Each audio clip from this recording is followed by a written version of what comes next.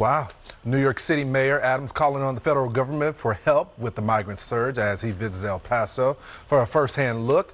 It comes as the president's border crisis hits another record, with agents encountering more than 250,000 migrants in December alone. That's the highest month in history. New York GOP Congresswoman Nicole Malliotakis joins us now. Congresswoman, thanks for joining the program this morning.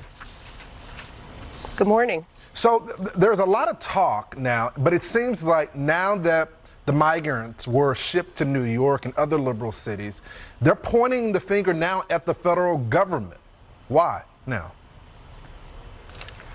Well, look, the mayor is right in the sense that he's saying this is a national crisis, but he needs to say that it is a national crisis created by Joe Biden. Joe Biden put in place the policies via executive order that created this mess. This was not happening under President Trump. It was not happening under President Obama, and it has reached a record high. And I think what the biggest issue is, where the federal government should be helping, is at the border determining right away whether someone has a legitimate asylum case or not. We know that roughly 70% of the people who actually show up for court have their cases denied. We also know that so many more don't even show up for their court dates, and some even don't apply for asylum. And that's really what is inundating the system. The mayor also has incentivized illegal immigration. You saw yesterday how people were saying they want to go to New York City with the mayor because they hear that New York City is housing the migrants and they're providing for their needs.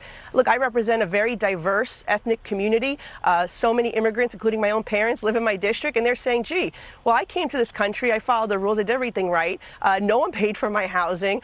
So they're wondering why they need to pay for the housing to the tune of nearly $2 billion this is going to cost New York City residents. The mayor has incentivized this. He's using New York City's generous right to shelter law, which was meant for New York City's citizens that need housing, our own homeless, and yet he's inundating the system as well. And taxpayers are now looking at cuts in major fronts, fire and police. It just doesn't make sense when you have all these homeless folks all across the street in New York City.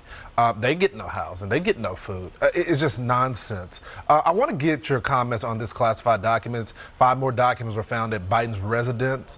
What is Congress going to do? Is there some investigation from the congressional level expected on this? And why is the DOJ escorting the Biden administration and his lawyers everywhere? Why is there no raid at his home?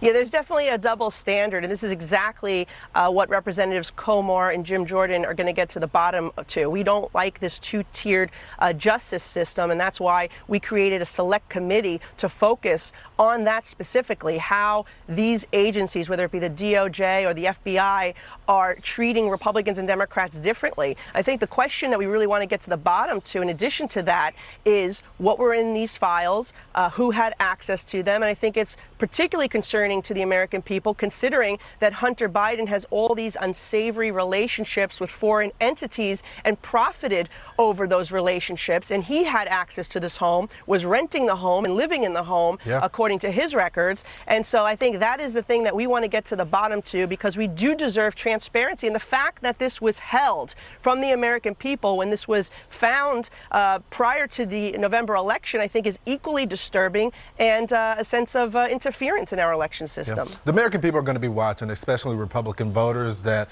were promised that these investigations were going to take place. They want you guys to deliver from an economic standpoint, but they want to see you guys check this two-tier justice system. So, Congresswoman, we'll be following out. Thanks so much. Thank you. You got it. So still ahead, it's Joe Rogan versus wokeness. The podcast